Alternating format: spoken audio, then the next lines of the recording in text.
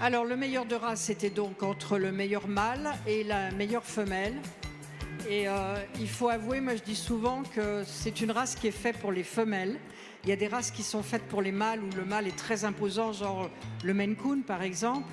Et cette race-là, c'est plus pour les femelles. Et il y a très peu de points à retirer à cette femelle. Je ne sais pas si on a beaucoup à retirer. Moi, j'en retire aucun personnellement. Et la meilleure aujourd'hui, elle est ici. Bravo, on peut l'applaudir. Allez-y, là, applaudissez-la. Vous allez voir, les personnes vont vous les montrer d'un petit peu plus près, comme ça vous allez les voir.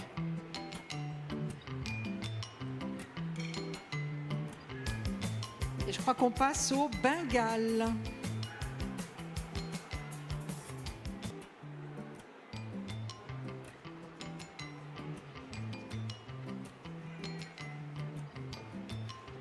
Oui, vous n'avez pas vos numéros, les gens, là, les exposants. Vous n'avez pas vos numéros, bon, c'est pas bien grave. Alors, le Bengale. Je peux y aller, là, pour le Bengale, ou faut attendre? J'y vais? On va présenter le Bengale en attendant, en tout cas. Alors, le Bengale, vous voyez, il y en a plusieurs, il y en a même pas mal, et il y a plusieurs couleurs. Il y a pas mal de couleurs, d'ailleurs. Moi, je vais rester à côté, parce que si je bouge trop, ça va vous embêter, vous. Alors, le Bengale, c'est un chat très à la mode, hein, qui plaît beaucoup. Entre le Maine Coon et le Bengale, c'est difficile, hein, il y en a vraiment beaucoup. Ça plaît beaucoup. Pourquoi? Parce qu'on a l'impression d'avoir un fauve sur son lit. Et en fait, c'était le but du jeu pour l'éleveuse qui les a créés, parce que autant le Sphinx qu'on a vu tout à l'heure, c'est une race naturelle, une mutation qui s'est faite sur la peau, donc race naturelle non travaillée, on va dire. Le Singapoura, pareil, c'est une race naturelle. Par contre, le Bengale, c'est une race qui est faite main, faite par l'homme. Parce qu'on a mélangé. Au début, la propriétaire, c'était une Américaine qui vivait en Californie, a voulu faire, en fait, un petit fauve qui puisse dormir avec elle. Qu'est-ce qu'elle a fait? Elle a mélangé, elle a marié, du moins, un Felis bengalesis, qui est un petit félin d'Asie, mais bien plus grand que le chat, avec des chats domestiques. Et avec beaucoup, beaucoup de travail sur le caractère, évidemment, et travail sur principalement le caractère, ça a donné ces chats qu'on voit ici, avec ces robes magnifiques. Alors, on va présenter la robe, je vais aller vers monsieur qui est là-bas, qui a la robe la plus tranchée, hein, la plus contrastée, qui est celui-ci, voilà, ce qu'on appelle les rosettes. Ce sont les dessins qu'on voit sur la robe, comme on voit ici. Vous voyez, le dessin est rond ou ovale, en forme de flèche, en forme de cœur, peu importe. Mais c'est plus foncé à l'extérieur, un peu plus clair et plus chaud au milieu de ce rond, et sur un fond couleur sable, beige, doré, peu importe. Mais il faut que les marques se voient bien, se distinguent bien. On a un chat qui est extrêmement tonique, qui est très vif, très bon chasseur, je crois, assez vocal, ça parle pas mal, hein. Autant le Singapoura et le Sphinx parlaient moins, mais là, c'est très vocal. Alors peut-être les ancêtres, hein, c'est possible. Et donc on a un chat qui est musclé, mais sans lourdeur, qui doit être tonique et qui a ce look sauvage. Donc pour parler du standard, on a une fourrure qui est très douce au toucher, qui doit être vraiment douce au toucher, mais avec une certaine épaisseur protectrice quand même. On a une jolie musculature qui doit bien se voir quand le chat marche. On doit le voir en dessous, comme un fauve en fait. On a un corps qui est bien musclé en tout cas, pas gracile mais bien équilibré. La queue doit être épaisse, pas trop longue, mais épaisse sur toute sa longueur. Le cou et les épaules sont bien musclés. Et la tête, comme on peut le voir ici, avec ce look sauvage. Le profil est presque droit. Il peut aller légèrement en courbe, presque droit, mais certainement pas concave. Et les oreilles les plus petites possibles et rondes à leur extrémité. Les yeux largement ouverts sont de couleur or à vert, sauf ceux qui sont, comme on a là-bas, les colorpoints qui ont les yeux bleus ou les minks qui ont les yeux aigmarines.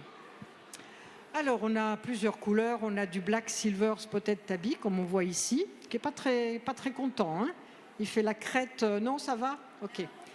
Qui a une couleur très tranchée, très vive. On a ici un beau sépia. C'est une autre couleur qui est très, très belle robe ici. On a un joli corps ici avec des jolies marques qui, lui, est braun. C'est la couleur de base. On a un autre braun ici qui est la couleur de base aussi pour cette race-là. Et ici, on a mink, un sépia, un point, pardon, pas, oui, un point. Regardez la couleur des yeux, si vous pouvez faire un gros plan sur la couleur des yeux de ce chat, magnifique. Alors eux, ils naissent tout blancs et ils se colorent après, alors que les autres naissent déjà colorés, même le sépia. Voilà une belle brochette de très jolis bengales. Maintenant, les votes, mesdames les juges. Alors, c'est la première fois que je vois un color point dans cette race-là. Et quand même, pour le Bengale, très loin de sa première couleur d'origine. Oui, il en est loin. La couleur d'origine, elle est là. Elle est là. Mais il y a eu du travail, il y a eu des mariages avec d'autres races pour donner cette jolie couleur de siamois, en fait, hein. Alors, c'est le siamois fait Bengale ou le Bengale avec la couleur du siamois. Alors, le corps se colore avec l'âge qui est tout à fait normal à cause pour le fait qu'il y ait du tabi derrière, que du tabi derrière. Mesdames les juges. Mesdames, avez-vous pris votre décision? Pour la femelle, déjà. Ou le mâle d'abord. Alors, allons-y avec les mâles. Ah, c'est que les mâles qui sont là, pardon. Oui. Bon. Alors, allons-y pour les mâles. Alors, attends. Il y a eu discussion, donc je vais donner la parole à ma collègue. Voilà, donc il y avait 6 chats qui étaient présents dans cette classe, avec des caractéristiques différentes, des robes différentes. Mais bien évidemment, nous, ce que nous utilisons comme référence, c'est le standard. Et donc, le chat qui a été désigné par les 3 juges qui sont intervenus est le Black Silver Tabby. Donc, c'est un argenté, hein, ce n'est pas un brown. Il est dans les couleurs des argents. Il a une tête très puissante avec un museau qui est bien large, avec des patons très pleins, un profil qui est intéressant, avec un front bombé qui apporte beaucoup de substance et de puissance sur le haut de la tête. Jolie robe bien tranchée entre l'argenté et le noir. Donc aujourd'hui, c'était notre meilleur mâle Bengale. Allez, un tonnerre d'applaudissements pour notre Bengale, s'il vous plaît. Comment il s'appelle? Il s'appelle Ndano Neko Bengale Sephiros of Galadrim. Il y avait... Non, Il n'y a pas plus court non plus. Non plus. Eh ben, en tout cas, félicitations. Je vais te demander d'aller sur la table tout là-bas, au fond, s'il te plaît. Les autres, merci de faire la miss et de montrer vos magnifiques chats à tous nos visiteurs.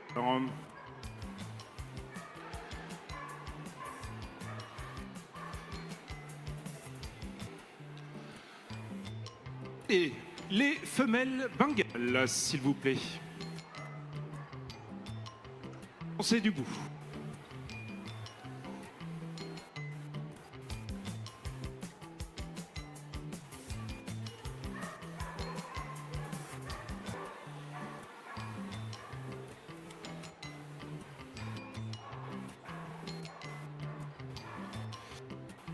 Alors je rassure tout le monde aussi, hein, c'est pas parce qu'on garde les quenelles, au pied, on a quand même des chats qui restent très vifs.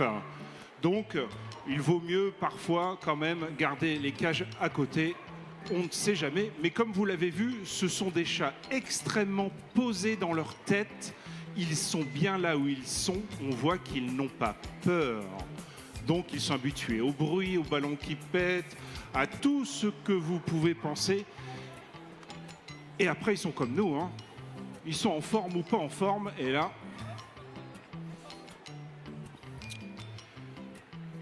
est-ce que tout le monde est installé?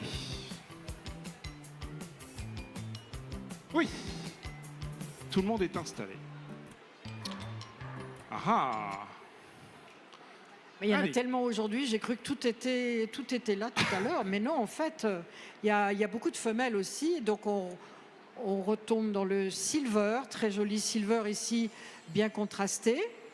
On en a une autre avec une couleur un petit peu particulière, avec beaucoup de blanc au museau, beaucoup de blanc au ventre, mais ce n'est pas le blanc, ce n'est pas le même blanc, on va dire, que le ventre blanc du Bengale, mais la couleur est très particulière quand même. Ici, on a un joli silver, et puis encore, là, on a du point ou en mink, avec des yeux très bleus, mais elle est mink. Très très jolie robe ici aussi. Et là, tenue par monsieur, on a le brown qui est la couleur de base. Donc là, ici, on a toutes nos femelles. Donc vous voyez, on a la même race, mais avec des couleurs bien différentes, avec toujours ce look sauvage, ces grands yeux, joli menton, hein, on a le nez, vous voyez, on le voit ici, le nez qui est bien de couleur brique. On le voit là, couleur brique et qui est cerné de noir. Le menton bien en ligne, petites oreilles, grands yeux. Très très beau sujet en tout cas. Allez, on les applaudit tous le temps que notre juge dise qui a gagné chez les femelles. Eh bien, c'est une femelle Brown Tabby qui a fait le titre de meilleure femelle aujourd'hui. La voici. Elle est remarquable pour la qualité de son une avec un nez qui est pratiquement droit, mais surtout, elle a aussi un joli bombé de front et une largeur de museau très, très appréciable. Alors, elle est plutôt dans la catégorie des blondes, parce qu'on a effectivement des couleurs qui varient en intensité chez les browns. On peut avoir des browns extrêmement chauds, qui sont à la limite du roux, et puis des couleurs beaucoup plus claires. Et ici, c'est une jolie blonde. Donc aujourd'hui, c'est notre meilleure femelle. Et après, le dernier table, sans trop passer.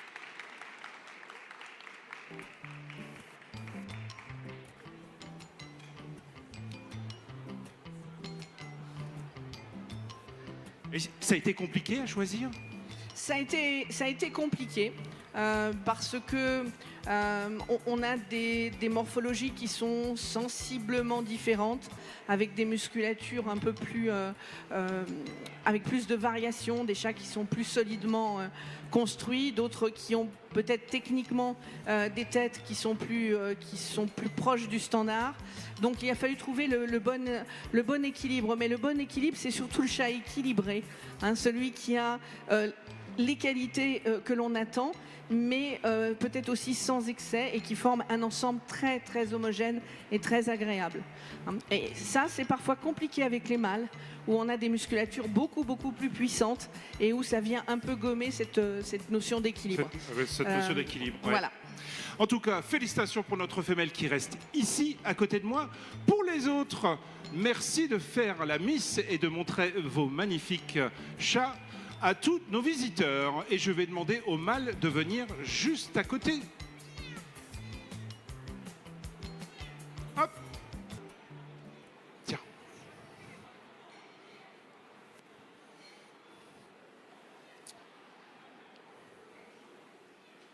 Donc pour déterminer le meilleur de la race, eh bien, il a fallu comparer la meilleure femelle et le meilleur mâle. Et on va vous expliquer notre choix.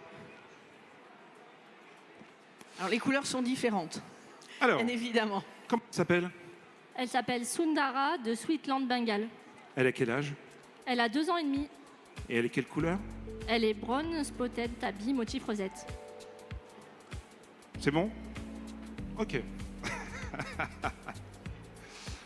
Et ici, notre matou? Le nom toujours aussi long que tout à l'heure. Nano Neko Bengal Sephiros of Galadrim. Tu peux le dire en une seule respiration? Nano Neko Bengal Sephiros of Galadrim. C'est dur quand même. Hein. Et à la maison, il s'appelle comment? Séphir. Ah, Séphir, ouais, c'est beaucoup plus simple hein, quand même. Hein. Il a quel âge? Il a 3 ans. 3 ans, regardez ça. Vraiment, vraiment très, très, très joli. Mesdames, je vous laisse pour choisir. Est-ce que ça a été compliqué? Donc deux jolis représentants de la race. Et là, je pense que nos visiteurs peuvent voir au niveau de la tête, si on a des gros plans des têtes, on voit bien que le mâle exprime beaucoup de puissance avec des pâtons, là où sont implantées les moustaches, beaucoup plus larges, beaucoup plus puissants, et une encolure qui est beaucoup plus large, alors que ce sont des chats qui ont quasi le même âge, je crois. Donc c'est deux adultes qui sont en plein niveau de leur développement vers les 2 ans. Deux robes qui sont différentes aussi, avec des contrastes très marqués sur le silver. Et ici, on a des rosettes qui sont beaucoup plus dégradées. Et bon, ça a été compliqué parce qu'on avait quand même quelques jolis sujets aussi. Et entre les deux, voilà, eh bien, notre cœur, il a balancé du côté de la femelle. Allez, on l'applaudit très fort. Elle est très, très belle. Elle a un profil. Voilà. Elle a un très joli équilibre de tête. Ouais. Et c'est ce qui a fait pencher la balance de ce côté de la jolie blonde. Elle a à la fois ce côté sauvage et un côté, je ne peux pas dire élégant, parce que oui, c'est assez élégant. Et elle a peut-être un petit 100 grammes de trop. Mais alors, ce profil, le nez, le menton qui touche exactement la même ligne que le nez, c'est rare. On a vu beaucoup de mentons un peu faibles. Là, on a un joli menton, on a un beau port d'oreille. Elle a énormément d'allure. Le mâle est très beau aussi. J'aimerais bien voir le mariage des deux. Ça doit être très, très beau. Là, on peut mettre une option sur les bébés. Allez, on l'applaudit très fort, cette belle femelle. Bravo, c'est la meilleure aujourd'hui. C'est un très joli travail d'élevage. C'est pas une race qui est très facile. Elle a des caractéristiques assez fortes au niveau du standard. Et voilà, c'est un élevage pas toujours facile. Mais quand on a des beaux résultats, qu'est-ce que c'est joli. En tout cas, félicitations à vous deux. Vous allez passer en photocall juste à côté. Non, parce que vous allez le prendre avec votre pancarte au moins, déjà. Cocarde, c'est pas obligé. Nous, on se retrouve tout à l'heure. Il me semble que ce sera pour 15h30. Je vous dis à tout à l'heure. Ça sera les Sacrés de Birmanie.